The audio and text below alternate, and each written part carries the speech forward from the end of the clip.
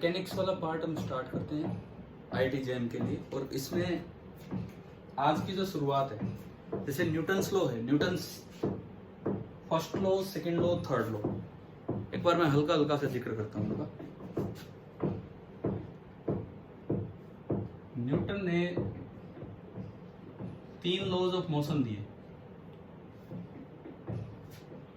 क्या तीनों इंडिपेंडेंट हैं या एक दूसरे पे डिपेंडेंट है? डिपेंडेंट है। क्या इनमें से कोई एक बहुत बेसिक रूल है कि भाई ये होगा तो सारे लग जाएंगे? कौन सा? फर्स्ट वाला। कैसे? फर्स्ट रूल की केवल इतनी सी अहमियत है, first law, first law is the frame deciding law. कभी ये सवाल आ जाए कि न्यूटन का कौन सा लॉ ये डिसाइड करता है कि फ्रेम इनर्शियल है या नॉन इनर्शियल, तो कौन सा law? First law. First law is the frame deciding law. Nature of frame को ये डिसाइड करता है। This is the frame deciding law. क्या मतलब? जैसे मान लो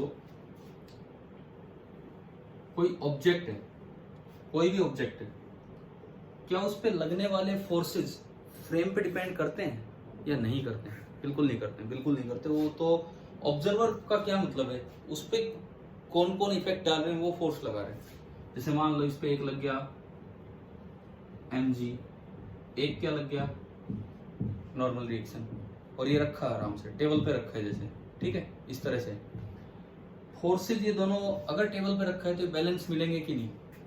मिलने चाहिए, हमारे अकॉर्डिंग तो मिलने ही चाहिए। तो n should be equal to mg। अब बात ये है कि अगर फोर्स बैलेंस है तो हम उम्मीद करते हैं कि ये रेस्ट पे हो, या फिर अगर चल रहा हो तो यूनिफॉर्म वेलोसिटी से चले, मतलब इसकी एक्सेलरेशन कितनी हो? 0। लेकिन एक ऑब्जर्वर आपने लिया A, जो खुद रेस्ट पे है, एक ऑब्जर्वर आपने लिया B, जो ग्राउंड के रेस्पेक्ट में एक्सेलरेटेड है, ग्राउंड के रेस्पेक्ट में एक्सेलरेटेड है, आगे जा रहा है किसी एक्सेलरेशन से। अच्छा, क्या इसके और इसके लिए फोर्सेज अलग अलग होंगे इस बॉल पे? ये कोई अपनी आंखों से थोड़ी फोर्स लगा रहे हैं, फोर्स तो उस पे जो इफेक्ट हो रहा है वो फोर्स लग रहा है ना। एक mg लग रहा होगा और एक नॉर्मल लग रहा होगा, और तो कोई फोर्स लग ही नहीं रहा है इसमें। अब अगर हम देखें, नेट फोर्स तो 0 है, and this is nearly equal to mg, because with respect to earth the ball is at rest। फिर भी मैंने नियरली क्यों किया, ये एग्जैक्टली क्यों नहीं किया? अरे अगर धरती का भी मोशन देख लें तो धरती खुद मोशन में है, तो इसका मतलब ये बॉल अब भी किस में है? मोशन में। तो एग्जैक्टली तो कुछ होता नहीं है, तो नियरली ये n किसके बराबर मिलेगा आपका? mg के। हम एग्जैक्टली ले लेते हैं क्वेश्चंस में, ठीक है। अब देखो इसका मतलब F net इस पे कितना होना चाहिए? 0। एंड दिस थिंग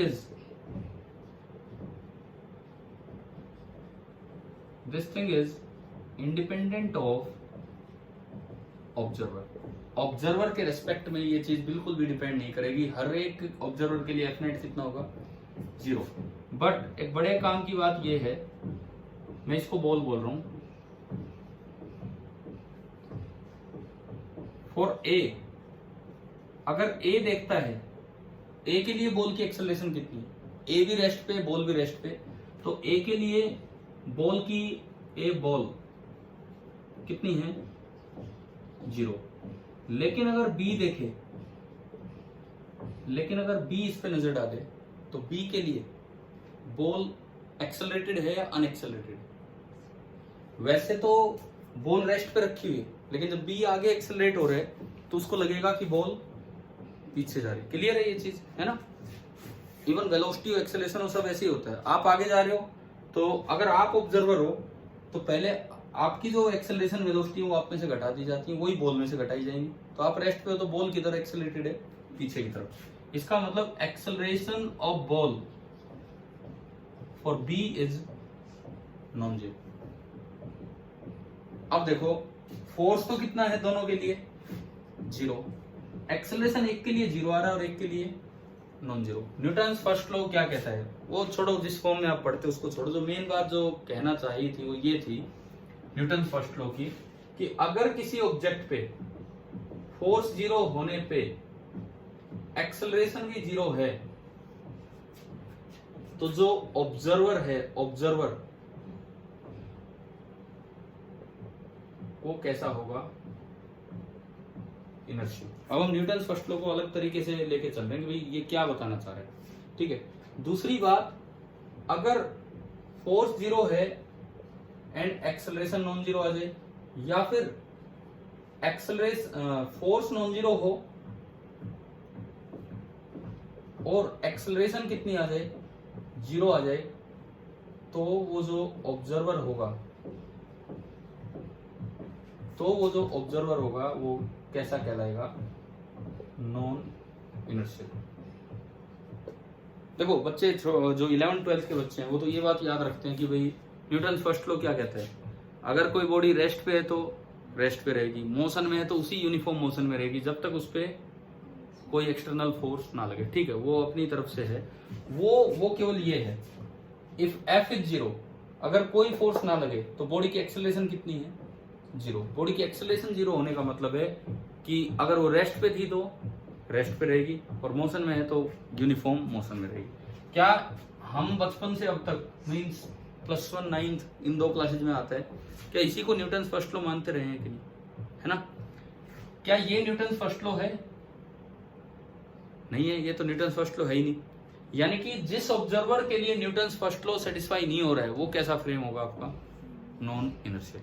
और ऐसा हो सकता है, हमने एग्जांपल लिया कि भाई बॉल पे नेट फोर्स तो 0 है, लेकिन फिर भी एक के लिए एक्सेलरेशन 0 आ रहा है और एक के लिए नॉन जीरो। तो जरूरी नहीं कि सभी के लिए न्यूटन फर्स्ट लॉ फॉलो हो, observer to observer Newton first law vary करता है। अब ये सीधा सवाल क्या बनता है कि which Newton law decides the nature of frame, whether it is inertial और non inertial, first, second, third या नन ऑफ दिस? क्या आंसर आएगा? First law. क्लियर? चलो मैं आगे बढ़ू, सेकेंड लॉ की तरफ हम चलते हैं। ये आपका न्यूटन फर्स्ट लॉ था, इसमें कंक्लूजन यही है कि ये फ्रेम डिसाइडिंग लॉ है। ये एग्जांपल आप अपना बना लो इसके साथ साथ ना।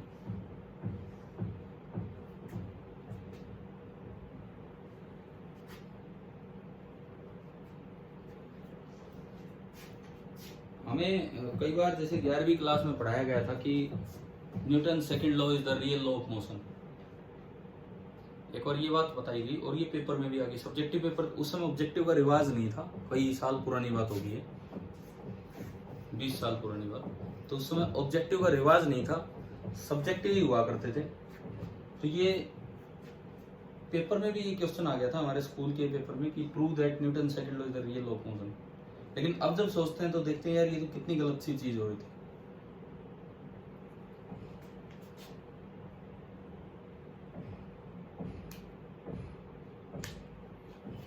अब हम सेकंड लॉ की तरफ चलते हैं। न्यूटन ने जो सेकंड लॉ दिया वो फर्स्ट लॉ के बाद दिया।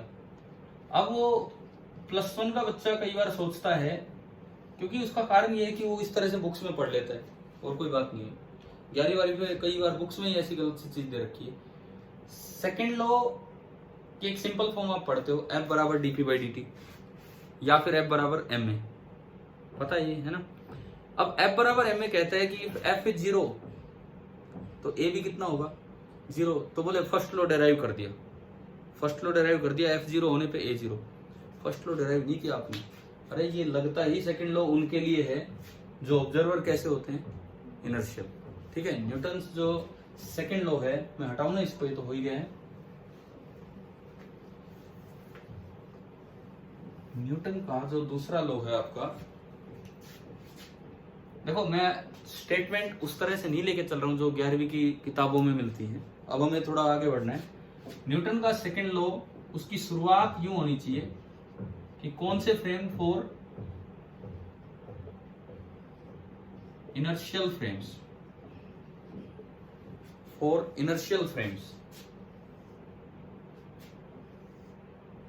इनर्शियल फ्रेम्स के लिए किसी ऑब्जेक्ट पे लगने वाला force that is equal to rate of change of its linear momentum dp by dt।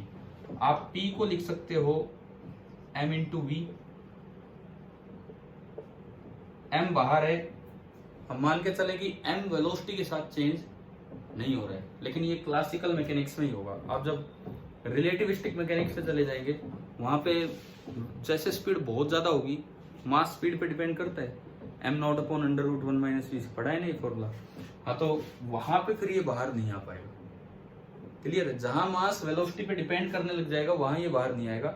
अभी क्लासिकल फिजिक्स में मान के चल रहे हैं कि मास वेलोसिटी पे डिपेंड नहीं कर रहा है, और ये अंदर होता है m into d v by dt। और dv बाई dt नॉर्मली आपका क्या होता है? Acceleration. It means this is equal to m into a. ये हमारी नॉर्मल फॉर्म है न्यूटन सेकंड लॉ। मैं तो एक बार जस्ट एक हल्का सा रिवीजन ले रहा हूँ न्यूटन के 3 लॉज का, कुछ करेक्शंस करते हुए, अगर वो ना हो आपके पास तो F बराबर m में आ गया हमारा। लेकिन क्या इससे फर्स्ट लॉ डिराइव हो रहा है? बताओ। नहीं हो रहा, बिल्कुल नहीं हो रहा। आप कहोगे कि F0 पुट करके A0 आ गया, अरे ये तो शुरुआत है। ये वैलिड किसके लिए होता है? For inertial frame. Non inertial के लिए तो वैसे ही वैलिड नहीं है। अगर फ्रेम इनर्शियल है, ऑब्जर्वर इनर्शियल है, तो आप न्यूटन लॉ लगा सकते हो, F is equal to m into a. ठीक है, तो फर्स्ट लॉ से एक स्टेप आगे सेकंड लॉ है, only and only for inertial frame. अब बात ये आती, फिर हम डिसाइड कैसे करें कि फ्रेम इनर्शियल है कि नॉन इनर्शियल? भाई मेरे पास तो हर वक्त एक फोर्स मेजर करने का मीटर होना चाहिए। फिर एक्सेलरेशन तो मैं देख सकता हूँ, ऑब्जर्वर हूं मैं, एक्सेलरेशन तो देख लूंगा मेरे रेस्पेक्ट में, वो रेस्ट पे है या यूनिफॉर्म मोशन में है या मुड़ता जा रहा है या क्या हो रहा है क्या नहीं, है ना। लेकिन मैं ये कैसे डिसाइड करूं कि उस पर फोर्स जीरो है कि नॉन जीरो? इसका मतलब मेरे पास कोई फोर्स मीटर होना चाहिए। तो एक अप्रोक्सीमेट डेफिनेशन दी गई कि बोला गया कि भाई उन फ्रेम्स को इनर्शियल मान लो। पहली बार अर्थ को अप्रोक्सीमेटली मान लिया गया कि अर्थ कैसी फ्रेम है? इनर्शियल। ठीक है, वो भी एग्जैक्टली इनर्शियल नहीं है, एग्जैक्टली इनर्शियल अर्थ भी नहीं। कारण क्या है? जैसे मान लो टेबल पे कोई बुक रख दी, अब अगर आप अर्थ के रिस्पेक्ट में देखते हो तो बुक का एक्सेलरेशन कितना है? 0। लेकिन जब इस पे दो फोर्स लगते हैं mg और n, वो एग्जैक्टली एक दूसरे को कैंसिल नहीं कर पा रहे होते हैं, वो एग्जैक्टली कैंसिल नहीं कर पाते, यानी कि इस पे भी फोर्स तो क्या है? नॉन जीरो, और एक्सेलरेशन अर्थ के रिस्पेक्ट में एक्सेलरेशन 0 है ना। हमने पढ़ा फोर्स नॉन जीरो और एक्सेलरेशन 0, तो ऑब्जर्वर कैसा हो गया? नॉन। लेकिन ये फोर्स में हल्का फुल्का फर्क आता है, अप्रोक्सीमेटली ये फोर्स कितना होता है? 0 ही होता है। तो वहां पे हम मान लेते हैं कि अर्थ जो है वो कैसा है? इनर्शियल। देखो बाय डेफिनेशन, अगर हम बिल्कुल प्रॉपर डेफिनेशन से जाएं तो अर्थ भी कैसा फ्रेम बन जाएगा? Non inertial. लेकिन बाय अप्रोक्सीमेशन अर्थ कैसा बन गया है? इनर्शियल। तो यहां पे एक लाइन ये ऐड कर लो कि by approximation earth is nearly an inertial frame.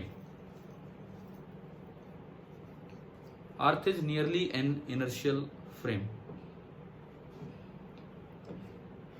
आपको ठंड तो नहीं लग रही है? ये बताओ पहले, डायरेक्ट आपके ऊपर ही है वो, ठंड लग रही है? रुक जाओ।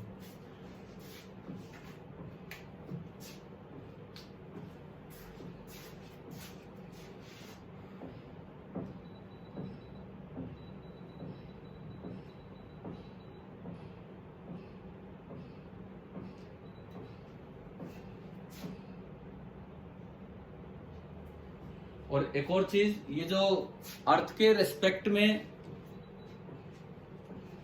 जितने भी ऑब्जर्वर होंगे जो अर्थ के रेस्पेक्ट में होंगे, अब हम बात कर रहे हैं कि और दूसरे इनर्शियल ऑब्जर्वर कौन होंगे। देखो अर्थ को हमने मान लिया, अर्थ कैसा फ्रेम है? इनर्शियल। एक इनर्शियल फ्रेम के रेस्पेक्ट में अगर किसी दूसरे ऑब्जर्वर की एक्सेलरेशन 0 होती है तो वो भी कैसा फ्रेम होता है? इनर्शियल होता है।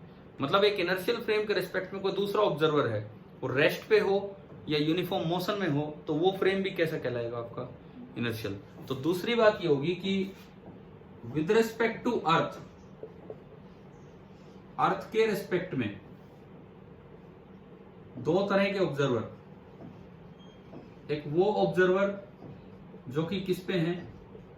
रेस्ट पे, और एक वो ऑब्जर्वर जो कि किस में है? यूनिफॉर्म मोशन में, तो ये दोनों भी आपके कैसे फ्रेम कहलाते हैं? Inertial frames. ये लिख लीजिए आप इसमें। आप आइए, एक मिनट, एक काम करो, वो इधर वाला रूम है ना, एक चेयर गया उसमें, इधर वाला।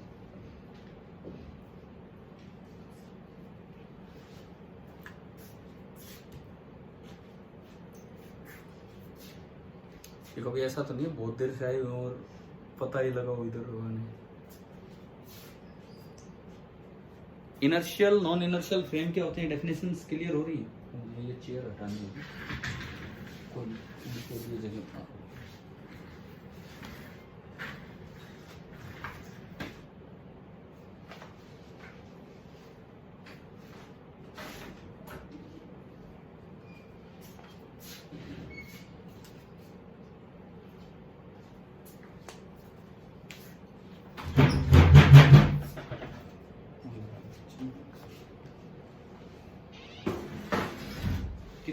कितनी देर हो गई है?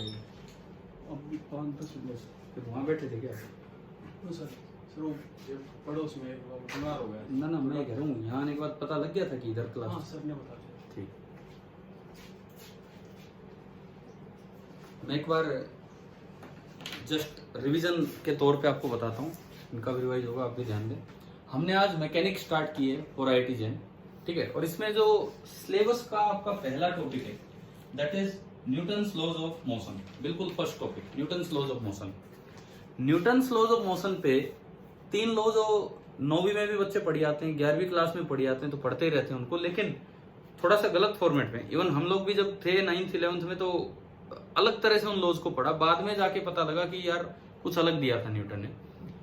फर्स्ट लॉ जो है वो केवल ये बात बताता है कि ऑब्जर्वर कैसा है, इनर्शियल है या नॉन इनर्शियल है। फर्स्ट लॉ कहता है, फर्स्ट लॉ इतनी सी बात कहता है कि अगर किसी ऑब्जेक्ट पे कोई फोर्स नहीं लग रहा है तो वो यूनिफॉर्म मोशन में है तो मोशन में ही रहेगा, और अगर रेस्ट पे है तो रेस्ट पे रहेगा, मतलब वो कुछ भी चेंज नहीं कर सकता। ये था आपका फर्स्ट लॉ।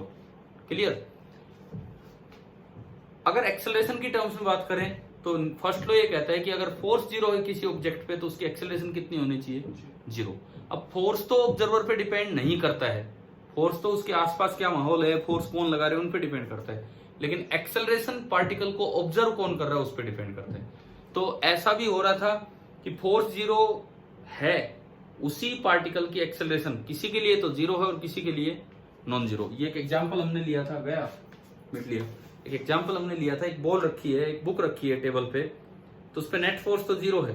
कोई रेस्ट पे रह के देखता है तो बॉल पे नेट फोर्स 0 है, तो मतलब कोई रेस्ट पे होके देखता है ग्राउंड से, बुक भी रेस्ट पे है, ये भी रेस्ट पे, तो उसके लिए एक्सेलरेशन कितनी है? 0। फोर्स भी 0, एक्सेलरेशन भी 0। फर्स्ट लॉ सेटिस्फाई हो रहा है। लेकिन अगर आप कोई मोशन में भागते हुए देखें, इस तरह से देखें कि एक्सेलरेशन, एक मिनट,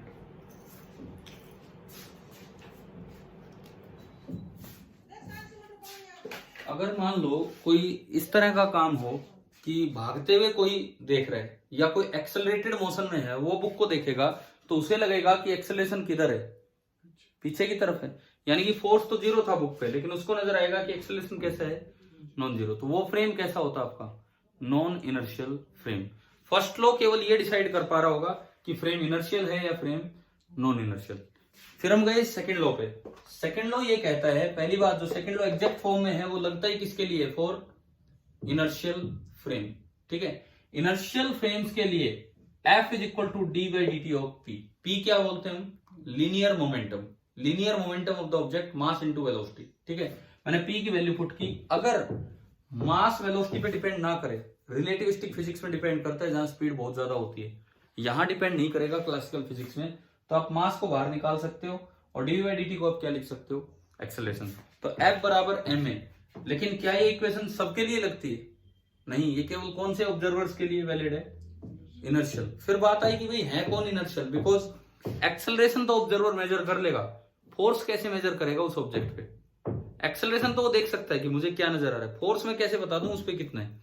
तो एक अप्रोक्सीमेशन ली गई कि धरती को अप्रोक्सीमेटली कैसा फ्रेम मान लिया गया, इनर्शियल फ्रेम, अर्थ को मान लिया गया इनर्शियल फ्रेम, और अर्थ के रिस्पेक्ट में कोई ऑब्जर्वर या तो रेस्ट पे हो, ऑब्जेक्ट नहीं जिसको आप देख रहे हो, ऑब्जर्वर कौन देख रहा है वो, अर्थ के रिस्पेक्ट में ऑब्जर्वर या तो रेस्ट पे हो या वो ऑब्जर्वर यूनिफॉर्म मोशन में हो, तो उन दोनों केसेस को आप कैसा फ्रेम मान के चलेंगे, इनर्शियल फ्रेम, और वहां पे न्यूटन सेकंड लॉ वैलिड है। ठीक है, एक बार मैं थर्ड लॉ का जिक्र सा कर देता हूं, फिर हम इन्हीं को थोड़ा सा आगे बढ़ाते हैं, इनकी एप्लीकेशंस क्या है क्या नहीं। फर्स्ट लॉ हो गया, सेकंड लॉ हो गया, समझ आ गए होंगे यहां तक, है ना। थर्ड लॉ पे हम चलें, न्यूटन का थर्ड लॉ, ये अगर हम देखें,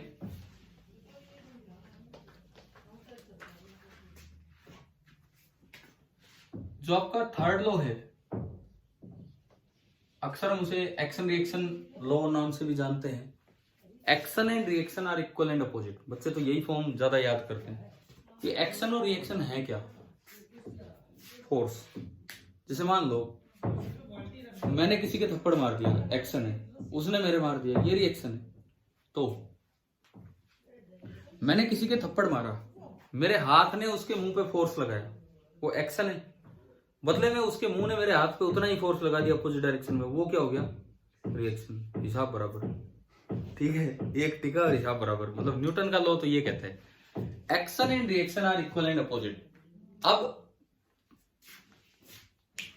अगर ऐसा हो जाए तो फिर एक सवाल ये भी दिमाग में आता, फिर तो भाई हर चीज पे नेट फोर्स कितना होगा, जीरो। जितना एक्शन उतना ही रिएक्शन, बोल फिर तो कोई चल ही नहीं पाएगा।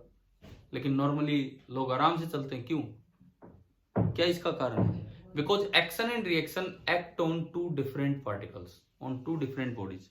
क्या होगा, जैसे मान लो एक ने एक्शन ले, ए ने बी पे सपोज एक्शन लगाया F, let it be action, तो बदले में बी जो रिएक्शन लगाएगा वो किस पे लगाएगा, ए पे, उतना ही लगाएगा, और ये आपका क्या होगा, रिएक्शन फोर्स। ए ने बी पे लगाया एक्शन फोर्स, बदले में बी ने ए पे लगाया उतना ही रिएक्शन। अब ये दोनों कैंसिल आउट हो रहे हैं अगर ए प्लस बी एक सिस्टम का पार्ट हो। अगर आप इंडिपेंडेंटली देखते हो तो क्या बी पे फोर्स कैंसिल आउट हुआ है, नहीं हुआ, ना ही ए पे। अच्छा, दूसरी बात, कई बार यूं पूछ लिया जाता है क्या एक कोज एंड इफेक्ट टाइप है क्या, या नहीं है, क्या action and reaction forces cause and effect type होते हैं कि नहीं। कोज एंड इफेक्ट का मतलब पहले ये लगा फिर वो लगा,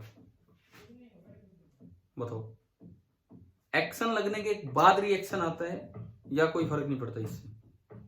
तो ये बात आप याद रखो कि ये जो दोनों फोर्सेज हैं, ये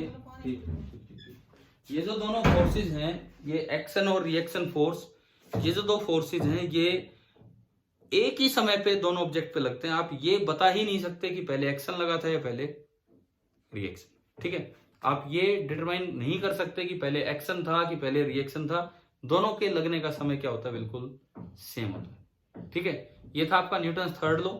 आगे हम लीनियर मोमेंटम कंजर्वेशन इनके एप्लीकेशंस में लेंगे, तो वहां ये चीजें और डिटेल में आएंगी। फर्स्ट, सेकंड और थर्ड लॉ तीनों कुछ थोड़ा बहुत क्लियर हुआ क्या है क्या नहीं। ठीक है, अब इनमें ऐसा कुछ नहीं है कि second law is the real law of motion, वो अपना अलग लॉ है, ये अपना अलग लॉ है, वो अलग है। अगर तीनों एक से ही आ जाते तो न्यूटन कभी भी दो लॉ नहीं देते। इनमें बस ये बातें याद रखना कि action and reaction act on two different bodies. ये जो एक्शन और रिएक्शन है ये दो डिफरेंट बॉडीज पे लगते हैं।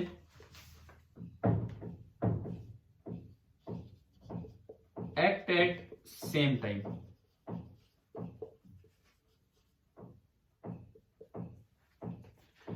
क्या एक्शन और रिएक्शन इक्वल एंड अपोजिट होते हैं, बात ये आती है।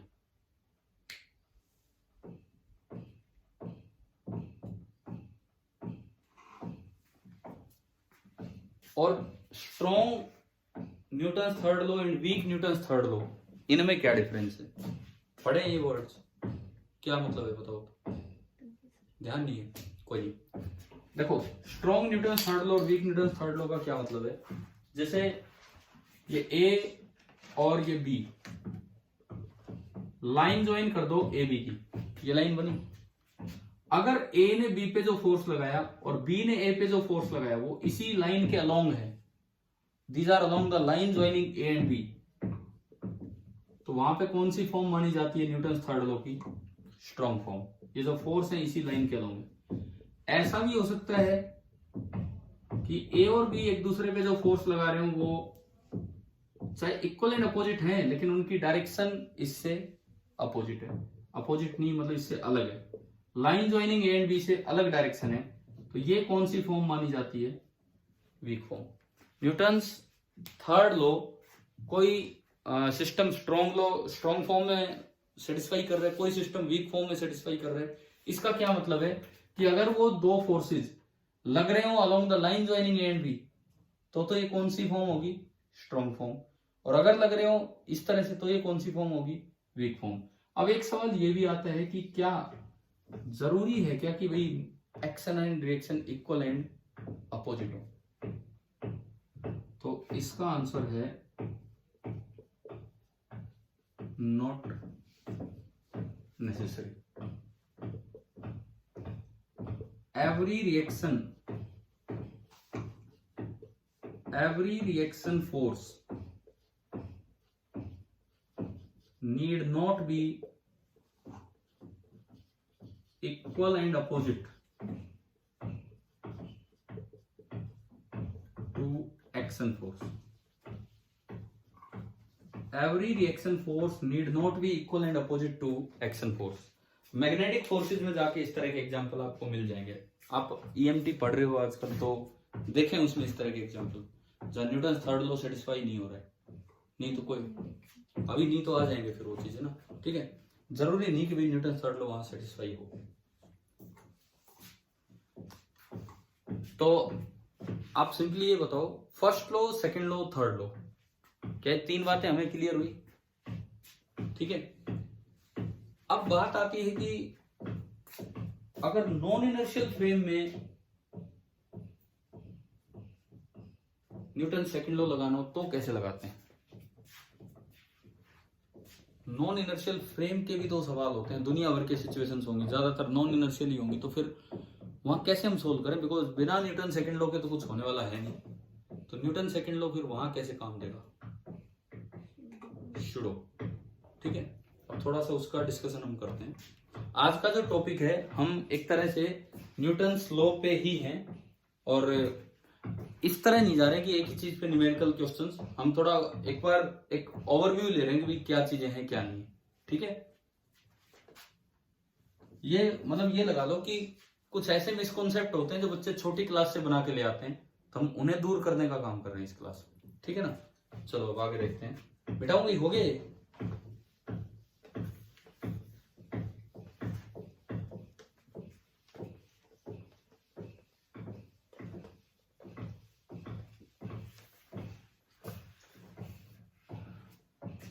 अगली हेडिंग आप ये डाल लो कि Newton second law in non inertial frames. Newton second law in non inertial frames, ये हम देख रहे हैं।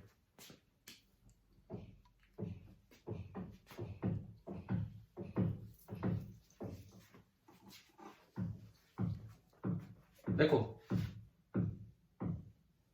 आप सिंपली ये फॉर्म पढ़ के आए हो कि F is equal to M into a. यहां पे ये जो टर्म है, this term is independent of observer. ये तो उस पे लगने वाला टोटल फोर्स है, लेकिन ये जो टर्म है A, this term is dependent on observer. अब ऑब्जर्वर चेंज कर दिया तो ये टर्म तो चेंज हुई नहीं और वो टर्म चेंज होगी, तो क्या अब भी इक्वल रहेंगे? पहले दोनों टर्म्स इक्वल थे, LHS RHS बराबर थे। आपने ऑब्जर्वर चेंज कर दिया, वो टर्म चेंज नहीं हुई और ये टर्म चेंज होगी, तो क्या अब इक्वल होंगे? नहीं होंगे ना। इसका मतलब this equation need not be satisfied for all the frames। तो यहां पे इसमें एक आर्बिट्रेरी करेक्शन किया जाता है और इधर की तरफ एफ की जगह हम एक तो ले लेंगे एफ रियल। वो एफ जो था, वो एफ जो आपने यहां लिखा था, वो ओनली एंड ओनली क्या था, एफ रियल ही था, ठीक है ना। लेकिन एक तो आप ले लेंगे एफ रियल, साथ में आप ये वो फोर्स है जो लग ही नहीं रहे, लेकिन इक्वेशन सही बनाने के लिए हमें मैथमेटिकली एज्यूम करना पड़ता है कि ये लगा है, ठीक है ना। शूडो फोर्स लगता नहीं है, शूडो फोर्स लगता नहीं है, ऐसा कोई रियल फोर्स नहीं है। शूडो मतलब झूठा, ठीक है ना। शूडो मतलब जबरदस्ती हमने मान लिया इस तरह का फोर्स है, लगता नहीं है। लेकिन हमें इक्वेशन में करेक्शन करना पड़ेगा ताकि ऑब्जर्वर चेंज करने की वजह से इधर जो चेंज हुआ है वही चेंज इधर भी हो जाए। तो उस चीज को ठीक करने के लिए हम क्या ऐड करते हैं, pseudo force, that is equal to mass into acceleration. अब ये जो शूडो फोर्स है इसकी कोई एग्जिस्टेंस नहीं है, पहली बात तो ये, but it has to be applied, but it is assumed to act. It is assumed to act if the frame या जो आपका ऑब्जर्वर है वो आपने कैसे माना है, नॉन इनर्शियल।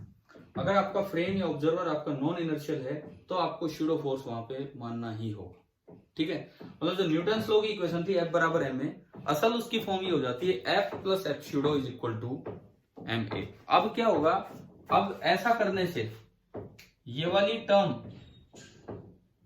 देखो, अब आपका बना F plus F pseudo that is equal to ma। अब जो ये वाली टर्म है ए के कारण किस पे डिपेंड कर रही है, डिपेंडेंट ऑन ऑब्जर्वर। और जो ये वाली टर्म है पूरी इस एफ पी के कारण ये भी किस पे डिपेंड कर रही है, डिपेंडेंट ऑन ऑब्जर्वर। तो अगर कुछ चेंज वहां होगा तो कुछ चेंज यहां भी हो जाएगा, और अब हम न्यूटन्स लॉ को इस फॉर्म में लगा पाएंगे, ठीक है। लिख लीजिए, फिर हम इसको आगे बढ़ाते हैं काम को।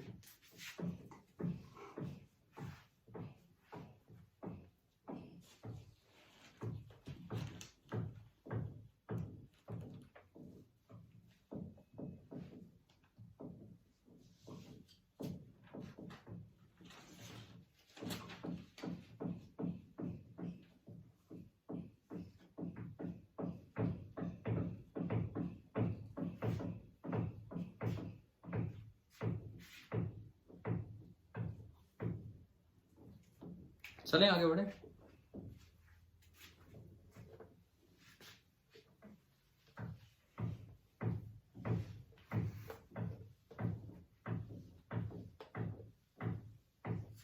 लिख लिए। अब ये जो नॉन इनर्शियलिटी है ये दो तरह की होती है। तो अगर हम बात करें टू काइंड्स ऑफ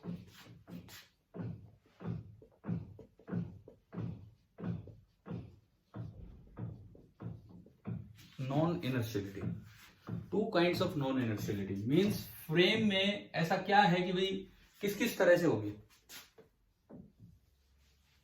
एक तो है, देखो कभी भी आप ऑब्जर्वर को कंपेयर करोगे अर्थ से कंपेयर करोगे, यूं तो कुछ बता ही नहीं सकते कौन सा फ्रेम इनर्शियल और कौन सा नॉन इनर्शियल। एक तो रेफरेंस मानना होगा, तो हमने अर्थ को बाय अप्रोक्सीमेशन कैसा मान लिया, इनर्शियल। अब किसी भी फ्रेम को कंपेयर करेंगे धरती से कंपेयर करेंगे, अर्थ के रेस्पेक्ट में अगर किसी में एक्सेलरेशन है, ऑब्जेक्ट में नहीं ऑब्जर्वर में, अर्थ के रेस्पेक्ट में अगर किसी ऑब्जर्वर में एक्सेलरेशन है तो वो कौन सा फ्रेम है, वो नॉन इनर्शियल। क्लियर है बात, ठीक है। अब एक्सेलरेशन तो दो तरह से हो सकती है, the motion may be translational and the motion may be rotational, ठीक है। तो ये दो तरह की नॉन इनर्शियलिटी आएगी, एक तो ट्रांसलेशनल नॉन इनर्शियलिटी एक आपका होगा ट्रांसलेशनल नॉन इनर्शियलिटी,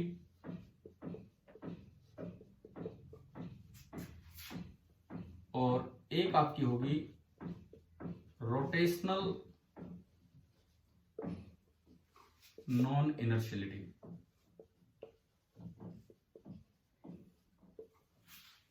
नाम से ही पता लग रहा है ट्रांसलेशनल नॉन इनर्शियलिटी का क्या मतलब है कि अर्थ के रेस्पेक्ट में या किसी भी इनर्शियल फ्रेम के रेस्पेक्ट में ये जो ऑब्जर्वर है ये कैसे मोशन में है, ट्रांसलेशनल मोशन में विद एक्सेलरेशन। बिकॉज अगर एक्सेलरेशन नहीं होगी जब तो नॉन इनर्शियल फ्रेम है ही नहीं। यहां पे क्या होगा, जो आपका ऑब्जर्वर है, जो भी आपका ऑब्जर्वर है, observer is in translational motion, observer is in translational motion with some acceleration with respect to an inertial frame। किसी भी inertial frame के रेस्पेक्ट में वो ट्रांसलेशनल मोशन में है और एक्सेलरेशन के साथ है।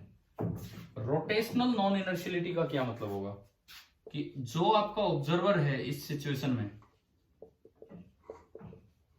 It is in rotational motion. जो आपका ऑब्जर्वर है it is in rotational motion. अब ये लिखने की अलग से जरूरत नहीं, विद सम एक्सेलरेशन। रोटेशन में होगा तो एक्सेलरेशन तो होगी with respect to an inertial frame. एक इनर्शियल फ्रेम के रेस्पेक्ट में, ये रोटेशनल मोशन में है। हम एक एक करके इनको पढ़ रहे होंगे। आज पहले जो एक दो एग्जांपल ले रहे हो इस पे लेंगे, ठीक है। ये अगली क्लास में जो जल्द ही होगी उसमें हम ये काम आगे बढ़ाएंगे। तो नेक्स्ट हेडिंग आप ये डालिए,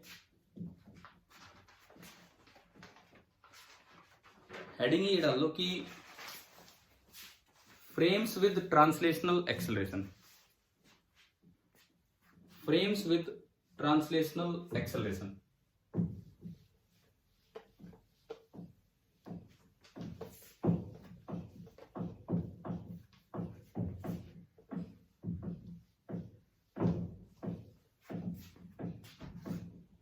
अगर ट्रांसलेशनल एक्सेलरेशन में फ्रेम है तो न्यूटन्स लॉ में मुझे क्या करेक्शन करनी पड़ेगी उस चीज को ठीक ठाक करने के लिए? क्या एमए साइड कोई करेक्शन होता है क्या? एमए साइड तो कोई करेक्शन ही नहीं है। ओनली करेक्शन किस साइड हम करें? फोर्स की तरफ, ठीक है ना। ओनली करेक्शन हम फोर्स की तरफ करें। देखो सीधी सी बात है, ये आपका ऑब्जर्वर है, दिस इज द फ्रेम, और मान लो इसकी एक्सेलरेशन आगे की तरफ कितनी है? ए, या ए नॉट में बोल देता हूं फ्रेम के लिए। ए तो फिर क्या होगा, ये किसी को ऑब्जर्व कर रहा है, उसकी भी एक्सेलरेशन है, ठीक है। इसकी एक्सेलरेशन आगे की तरफ ए नॉट है। ये किसी चीज को ऑब्जर्व कर रहा है। मैं सबसे पहले एक सिंपल एग्जांपल लूं, book at rest with respect to ground. मान लो ये वाला एग्जांपल मैंने लिया, तो इसका ये मतलब है कि इस पे लगने वाला जो रियल फोर्स होगा, एफ रियल, वो तो कितना होना है? 0, क्योंकि ग्राउंड एक इनर्शियल फ्रेम है और इनर्शियल फ्रेम के रेस्पेक्ट में बुक किस पे है? रेस्ट पे। अब ये देखता है ये भाई क्या कहेगा, ये आगे जा रहा है ए नॉट एक्सेलरेशन से, तो इसको क्या नजर आएगी कि बुक का क्या हो रहा है? इसके रेस्पेक्ट में बुक किधर जा रही होगी? आप इसको रोक दो, आप इसको रोक दो, ऐसे ही तो हम बनाएंगे कि भाई वैसे तो बुक किस पे है? ग्राउंड के रेस्पेक्ट में, रेस्ट पे। इसको किधर नजर आएगी? आप इसमें पीछे की तरफ क्या ऐड कर दो? माइनस ए नोट, जिससे मैथमेटिकल काम है। इसमें ऐड किया है तो वो इसमें भी ऐड होगा। यानी कि अगर ये रुका होता तो उसको लगता कि बुक किधर आ रही है? पीछे की तरफ आ रही है। कितनी एक्सेलरेशन से? माइनस ए नोट से। मान लो इसका मास m1 है और इसका मास m2 है, तो भाई अगर ये भाई न्यूटन्स लॉ लगाए तो इसको तो बस इतना सा लगना चाहिए कि भाई कोई धक्का मार रहा है पीछे की तरफ, और जिससे उसमें एक्सेलरेशन आ रही है कितनी, माइनस ए नोट। कोई नहीं मार रहा धक्का, ये इसके ख्यालों में आ रहा है, कोई नहीं मार रहा धक्का, लेकिन ये जो धक्का होगा जो है ही नहीं कहीं, इस फोर्स को हम क्या कहेंगे, कौन सा फोर्स, शूडो फोर्स। इसको जो रिक्वायरमेंट है कि भाई वो पीछे कैसे आए, रियल फोर्स तो है नहीं, तो इसने अपने आप सोच लिया कि कोई ना कोई क्या लगा रहा है, उस पर एक धक्का लगा रहा है। कितना धक्का लगा रहा होगा, कितना फोर्स लगा रहा होगा, इसके अकॉर्डिंग न्यूटन्स लॉ सेटिस्फाई होना चाहिए। तो इसको क्या लगता है, मास, और इसको क्या नजर आ रहा है, माइनस ए नॉट। तो ये जो शूडो फोर्स लगना चाहिए, ये लगना चाहिए m2 और इनटू माइनस ए नोट, यानी कि आपका जो शूडो फोर्स बने वो कितना बने, minus m2 into a note बने।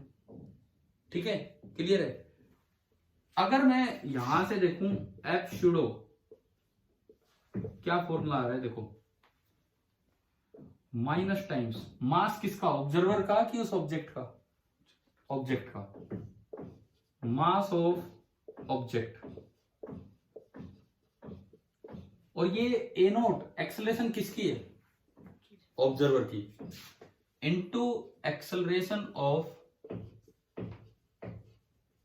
ऑब्जर्वर। बाहर लगा हुआ है माइनस साइन, इसका मतलब शूडो फोर्स की जो डायरेक्शन होगी, डायरेक्शन वाइज में कैप लगा रहा हूं, डायरेक्शन होगी that will be opposite to the direction of observer, मतलब फ्रेम, फ्रेम की एक्सेलरेशन किधर है उससे अपोजिट शूडो फोर्स लगाना।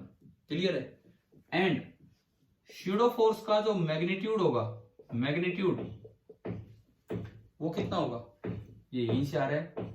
मास तो किसका लेना आपको, ऑब्जेक्ट का, और एक्सेलरेशन किसकी ले लेनी है आपको, ऑब्जर्वर की। तो शूडो फोर्स जो लगेगा किधर लगेगा, फ्रेम पे नहीं लगेगा, ऑब्जेक्ट पे लगेगा। किधर लगेगा, फ्रेम की एक्सेलरेशन से अपोजिट डायरेक्शन। कितना लगेगा, mass of the object into acceleration of observer. अब कोई सोचे यार ये तो मैंने रेस्ट पे मानी थी, किसी बुक में पहले से ही एक्सेलरेशन हो तो भी ये लगा दो, अपने आप वो एक्सेलरेशन दिखेगी जो इसको नजर आएगी। अब देखो, अब मैं इसके लिए न्यूटन्स लॉ लगाऊं, इसके लिए Newton's law second on book, अगर ये लगाए ये ऑब्जर्वर, तो इसने तो यूं पढ़ा ना, एफ रियल और साथ में क्या लगाना है, एफ शूडो। ठीक है, that is equal to mass of book m2 और into acceleration of book, ground के रिस्पेक्ट में नहीं, ग्राउंड के रिस्पेक्ट में नहीं, इसको जो नजर आ रही है वो। देखते क्या इक्वेशन सही बनी है क्या। एफ रियल कितना है,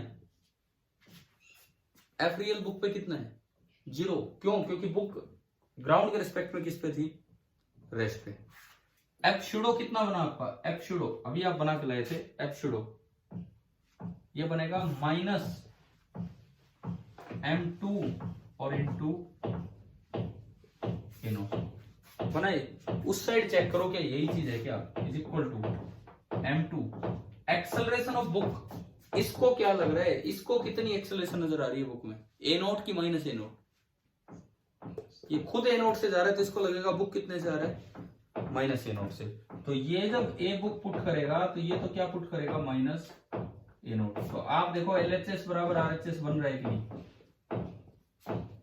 अगर आपने शूडो फोर्स ऐड नहीं किया होता तो इधर 0 रह जाता और उधर नॉन जीरो, तो ये गड़बड़ हो जाता। समझ आया कि ट्रांसलेशनल फ्रेम एक्सेलरेशन हो, ट्रांसलेशनल एक्सेलरेशन हो फ्रेम में, तो शूडो फोर्स कैसे लगाया जाता। अब ये तो तब था जब आपकी बुक किस पे थी, रेस्ट पे। अब मैं इसको जनरल करता हूं। इन जनरल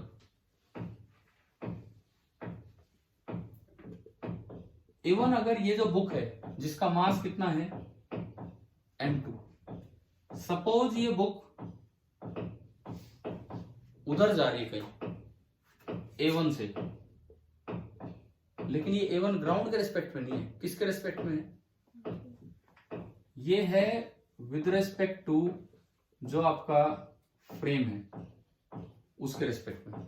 और बुक पे हो सकता है कोई ले जाने वाले भी हो, कोई फोर्स लगाने वाले भी हो, कोई धक्का मार के ले जा रहे हो, ठीक है, कैसे भी करके एफ रियल इस पे कुछ लग रहा है, ये मान लो लग रहा है एफ रियल, ठीक है, वो तो बैलेंस पड़े हैं एनएमजी। साथ में एक ऑब्जर्वर है,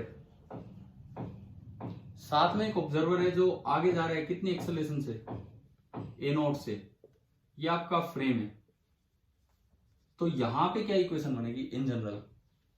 इन जनरल जो इक्वेशन बनेगी एफ रियल, वो तो नॉन जीरो है ही, प्लस एफ शूडो कितना minus M2 a naught, M2 into a naught और डायरेक्शन ए नोट से अपोजिट, ठीक है। इसमें आपको एक्सेलरेशन किसकी लेनी है? This is the acceleration of किसकी? फ्रेम की with respect to ground. This is the acceleration of frame with respect to ground. This is the acceleration of book with respect to frame. तो अब जो सही equation बनेगी F real, जो ये non zero force लग रहा था, प्लस स्यूडो फोर्स, वो ये होगा। समझ आ गया? ट्रांसलेशनल एक्सेलरेशन में बराबर मास m2 और एक्सेलरेशन इसको क्या नजर आ रही है? a1। तो बुक मोशन में भी हो तो भी इस तरह से हम ये बना लेंगे। समझ आ गया? बताओ, नॉन इनर्शियल फ्रेम में ट्रांसलेशनल मोशन में अगर फ्रेम हो एक्सेलरेशन के साथ तो इक्वेशन ऐसे चेंज होती है, ठीक है। कीजिए, इसको नोट कीजिए, फिर इस पे एक एग्जांपल लेते हैं, आप इसे नोट कीजिए।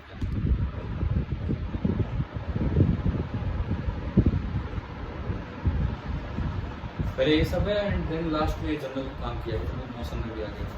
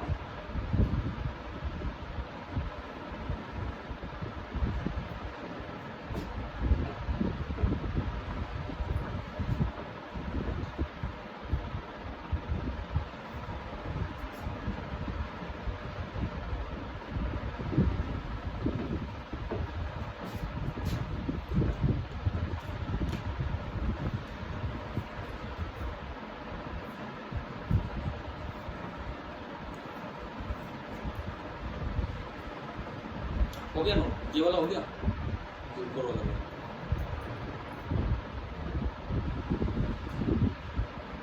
पहले हमने वेरीफाई किया एक बुक को रेस्ट पे लेके, और फिर उसको जनरलाइज किया। एक्सेलरेशंस का ध्यान रखना, कहाँ क्या यूज किया है हमने।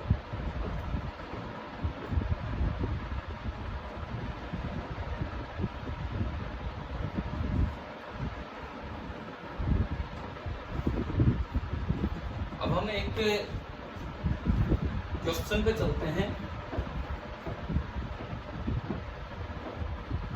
जिससे हम इस चीज का यूज देख सकें कि नॉन इनर्शियल फ्रेम में कैसे अप्लाई होगा।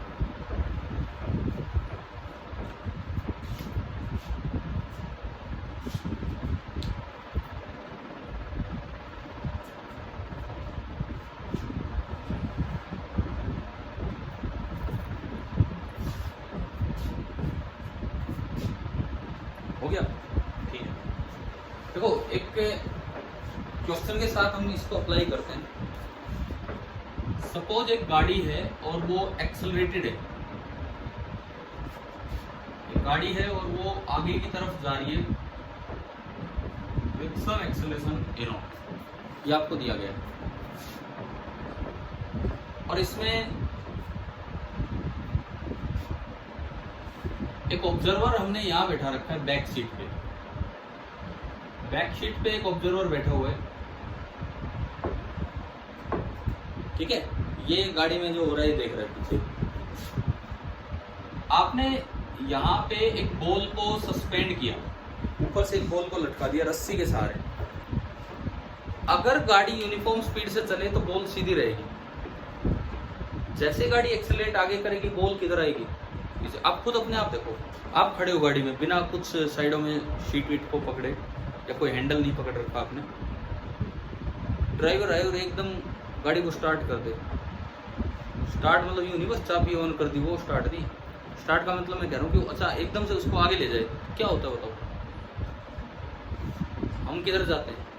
पीछे की तरफ। हमें ऐसा महसूस होता है ना कि हम पीछे जा रहे हैं, लेकिन क्या फिर पूरी गाड़ी ऐसे ही चलते रहते हैं हम? नहीं, क्यों? क्योंकि वो एक बार एक्सेलरेट करती है गाड़ी, उसके बाद वो यूनिफॉर्म मोशन में आ जाती है। अगर वो लगातार एक्सेलरेट करे फिर तो पूरी सारी सवारी यूं जाए भाई वहां तक, इस तरह का काम हो जाए। तो ये लेकिन एक एक्सेलरेटेड गाड़ी है, तो जो बॉल है वो कुछ पीछे की तरफ यू मेंटेन होके चलेगी। अगर ये एक्सेलरेशन कांस्टेंट है, तो बॉल एक फिक्स एंगल बना देगा वर्टिकल के साथ पीछे की तरफ। ठीक है, ये एंगल निकालना है। ऑब्जर्वर ये है, कोई और बाहर से ऑब्जर्वर नहीं है, ऑब्जर्वर ये है, इसको एंगल निकालना है कि ये थीटा कितना होगा। सबसे पहली बात, ऑब्जर्वर इनर्शियल है कि नॉन इनर्शियल, ये बताओ। उसके लिए एक तरीका न्यूटन्स फर्स्ट लॉ है, छोड़ो हमारे पास एक और भी आसान मेथड आ चुका है। ग्राउंड के रेस्पेक्ट में अगर ऑब्जर्वर रेस्ट पे है या यूनिफॉर्म मोशन में है तो इनर्शियल, नहीं तो नॉन इनर्शियल। बताओ ये ऑब्जर्वर इनर्शियल है कि नॉन इनर्शियल? नॉन इनर्शियल, क्योंकि गाड़ी में बैठा है और गाड़ी एक्सेलरेटेड है। यानी कि अगर मैं खाली ऑब्जर्वर को देखूं तो ये जो ऑब्जर्वर है ये ग्राउंड के रेस्पेक्ट में आगे जा रहा है with some acceleration a naught. इसका मतलब ये जो आपका ऑब्जर्वर कहलाएगा ये कैसा है? Non inertial. ये जो आपका ऑब्जर्वर है this is non inertial. Clear है यहां तक? ठीक है, ये ऑब्जर्व कर रहा है बॉल को। पहले तो बॉल पे लगने वाले रियल फोर्सेस दिखा दो। रियल फोर्स, मान लो बॉल का मास m है, एक तो वेट लगेगा कितना? mg, vertically downward. और दूसरा एक ही फोर्स हो रहा है, टेंशन इन द रोप। बस, और भी कोई फोर्स है? और तो कुछ नहीं है, दो ही फोर्स लग रहे हैं। बताओ बॉल की एक्सेलरेशन कितनी? 0। आपको अब खुद नहीं सोचना, बाहर से नहीं देखना, ये मैं इससे पूछ रहा हूं, बता भाई एक्सेलरेशन कितनी? ये कितने बताएगा? 0 बताएगा ना, क्योंकि इसको तो लगातार बॉल किस पे दिख रही है? रेस्ट पे। यानी कि हमने जब इसको बोल दिया ये ऑब्जर्वर है तो इसके अकॉर्डिंग एक्सेलरेशन लेके चलनी है, तो एक्सेलरेशन कितनी हो जाएगी? 0। मान लो इस स्ट्रिंग ने वर्टिकल के साथ सपोज एंगल कितना बना रखा है? थीटा। यही हमें निकालना है, तो मैंने इस लाइन को आगे बढ़ाया तो ये एंगल भी कितना होगा? थीटा होगा। टी के कंपोनेंट कर दो, टी के टुकड़े। ये वाला कंपोनेंट क्या होगा? T cos theta. एंड ये वाला कंपोनेंट क्या होगा? एक कंपोनेंट टी कोस थीटा और एक कंपोनेंट टी साइन थीटा। समझ आ रहे हैं? है ना? टी कोस थीटा ने एमजी को बैलेंस कर रखा है, क्योंकि इसको कहीं भी वो वर्टिकली ऑसिलेट होता हुआ नहीं दिख रहा है, कुछ नहीं हो रहा। यानी कि T cos theta that is equal to mg. अब दिक्कत फिर आएगी, ये नॉन इनर्शियल फ्रेम और आपने शूडो फोर्स ऐड नहीं किया तो दिक्कत आनी है। आगे अनबैलेंस्ड फोर्स लग रहा है, कितना? टी साइन थीटा, लेकिन एक्सेलरेशन कितनी पड़ी है? 0। क्या न्यूटन फर्स्ट लॉ सेटिस्फाई हो रहा है? फोर्स तो नॉन जीरो है और एक्सेलरेशन कितनी है? 0। क्या न्यूटन फर्स्ट लॉ सेटिस्फाई हो रहा है? नहीं हो रहा। क्यों? क्योंकि ये फ्रेम कैसा है? Non inertial. तो एक चीज हम बोल रहे हैं ना यहाँ, क्या? Pseudo force. शूडो फोर्स अभी पढ़ा। मास इसका लेना है या बॉल का लेना है? बॉल का मास आपने माना है कितना? m। ठीक है।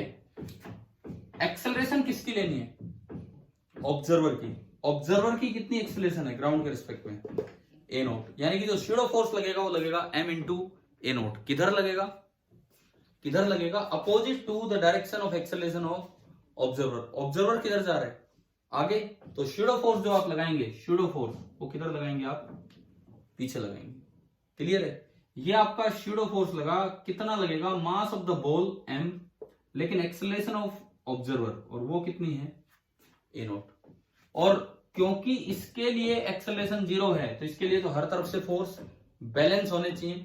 वर्टिकली फोर्स बैलेंस किया ये बना, हॉरिजॉन्टली फोर्स बैलेंस करोगे तो क्या इक्वेशन बनेगी, T sine theta is equal to m a naught. ये आप केवल और केवल फोर्स की बैलेंसिंग कर रहे हैं, ये आप केवल और केवल फोर्स की बैलेंसिंग कर रहे हैं वर्टिकली एंड हॉरिजॉन्टली। आपको टेंशन नहीं चाहिए, आपको एंगल चाहिए। अगर टेंशन चाहिए तो स्क्वायर करके ऐड कर दो, एंगल गायब हो जाएगा, टी स्क्वायर कॉमन आके, है ना।